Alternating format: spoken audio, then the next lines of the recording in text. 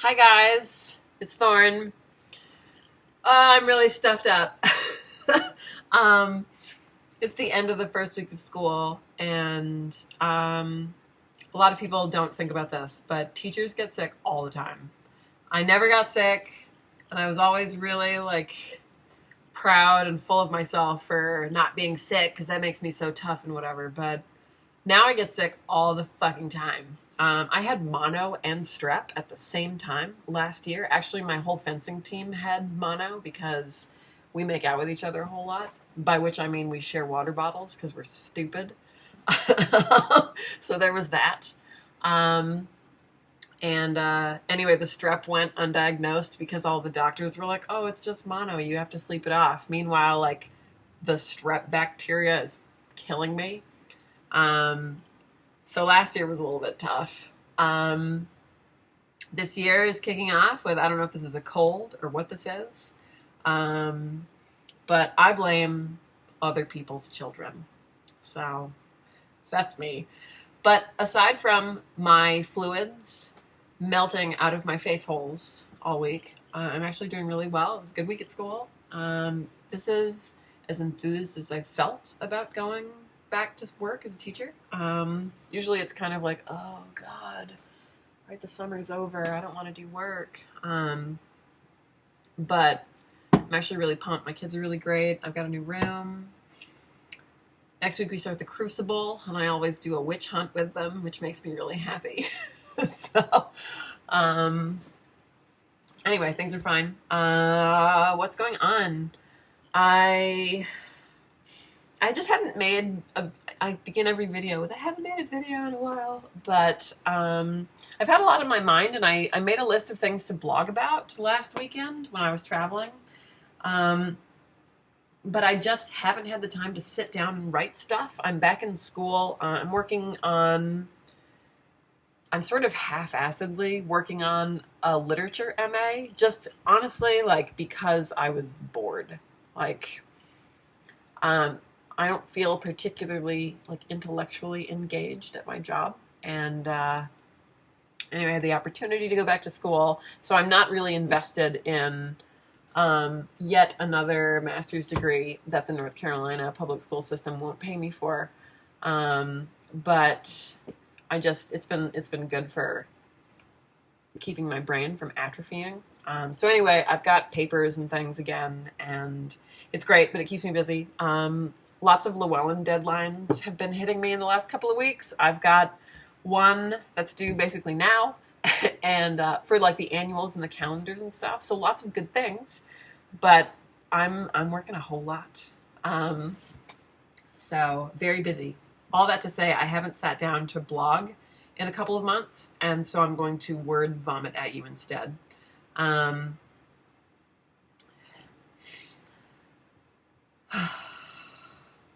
Breathe here for a minute. So last weekend I went to Templefest, which is the Temple of Witchcraft's big event. It takes place in New Hampshire, just up north from Boston, not just a couple hours north of Boston. I've never been in that area, so I was really excited to go. Several of my friends are involved in the temple, and I'm enrolled in Witchcraft 1, which is kind of their introductory class right now. And I did that for a couple of reasons, and I haven't talked a lot about it because I kind of wanted something that I just didn't have to talk about. I wanted something that felt like it was just mine. But the reason I enrolled was because it's me, right? So in any kind of learning environment, this is the exact same reason why I'm back in school for another master's degree I'm not going to use. I like a lot of structure. I need a lot of structure. That's how I function. That's how I ended up being a Gardnerian. I like having mentors. I like having people to talk to. I'm pretty self-disciplined. I can do things on my own when I need to, but given the choice, I like to have something in place that I can go through. And I was looking for something to revitalize my personal practice. With working a couple of jobs and running a coven and like navigating new relationships and that kind of thing, and fencing and whatever, I just really was neglecting my personal practice. And it's all well and good to sit down and be like, oh well, I'm gonna fix that starting tomorrow. I'm gonna start meditating every day, or some other bullshit lie that I'm telling myself. But I didn't want to do that. I wanted to actually commit to something and force myself and be held accountable. And I wasn't looking for like a program or a school or anything like that, but I was looking for some kind of project to focus on. And I had 3 friends going through one of Temple of Witchcraft's programs last year, and I could see what it was doing for them. And I was like, this would probably be a really good opportunity. I can kind of go back to basics. I can maybe fill in some holes. I can get to know some new people. I can see things from a different perspective. And so that's been really good. So I've been taking this class for the last 6 months online, and it's done through a message board, and I have like various contacts through email that I do work for, and obviously we're using Penzak's books as textbooks. And it's cool because these were books that came out when I was a teenager. So like I read, Jesus, like when did City Magic come out? Like I remember buying it from my first witch store when I was like 13 or 14. So here are books that I've already read that I'm familiar with from a dude who I've respected since I was a teenager. And, like I have a stable income. I'm a teacher. So, hey, like here's this thing. And, obviously like I'm skeptical about everything, but I went ahead and did it, and it's been really great. So I wanted to go to the Temple of Witchcraft's event because a bunch of my friends were going to be there, basically. And I wanted to, meet my mentors and just have a good time and be in a different pagan environment than the ones that I'm used to. See something different. And it was very different. I won't talk, obviously, about, like, the details of the tradition itself or kind of whatever, but it was really cool getting to meet lots and lots of internet friends. I finally got to meet Matt Auryn. I got to meet Matthew Venus. Like, I got to, obviously, like, Christopher Penzak, who I've met before in passing, but I, like, actually got to talk to him, and nobody was, like, drunk at PantheaCon, which is always helpful. Like, that was really cool. Matthew Venus did a couple of really great workshops. I went to one on making magical oil lamps, which was super fun. And it was nice not being there to work. Like, I love speaking. I love meeting people. I'm like, all that stuff is great, but it's a different experience going to a festival as somebody who's working and leading a workshop or selling something versus just being a participant. And it was cool getting to just be there and, not have it be a thing. I got to meet Courtney Weber, who's like the coolest fucking person ever. She and I are going to prom. I don't know where or when this prom is going to be, but we're going to go. It might be in a parking lot at a 7-Eleven or something, but her and I are going to be there. So just really fun. And I got to know my temple friends a lot better, who I originally met online and then at PantheaCon, so that's really cool. Yay, community. But kind of what I've been thinking about in hanging out, particularly with Matt Auryn. And if you don't know who Matt is, aside from being a Patheos blogger, he's also just like a really prolific fucking blogger, and he's been around for ages. And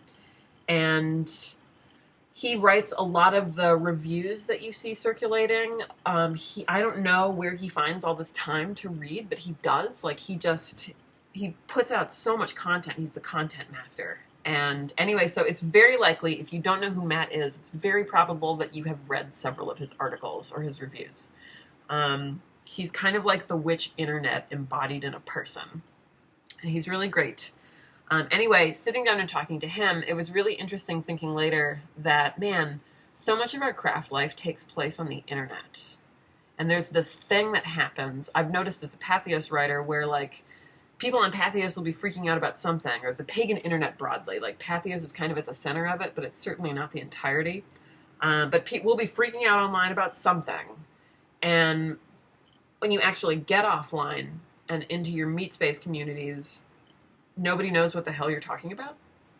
It's this funny thing, like, and I can say, so examples of that include like Pantheacon, for example. There are jokes about how every year at Pantheacon there's some kind of controversy, like something happens. And sometimes it's something like pretty noticeable, like Z Budapest excluding trans women from a ritual. That was several years ago. And sometimes it's stuff that you're just like, I don't think that actually happened, right? Like somebody gets thrown out of some suite or somebody offends so-and-so.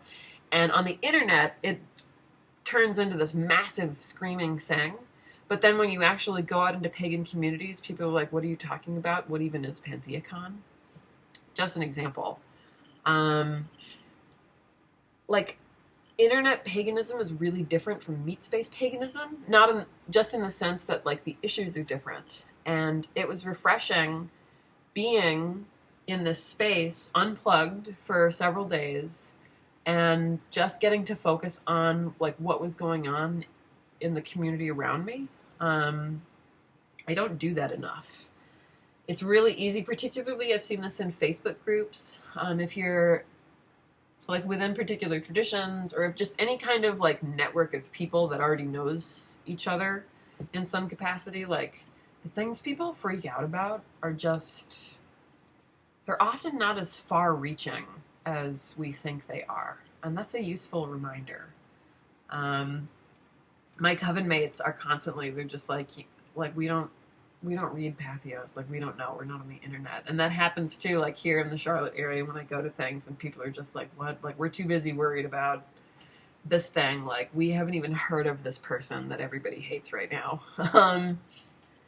So anyway, it's a useful thing to think about. Like the internet is a place and things that happen on the internet are real, but it's not the only place.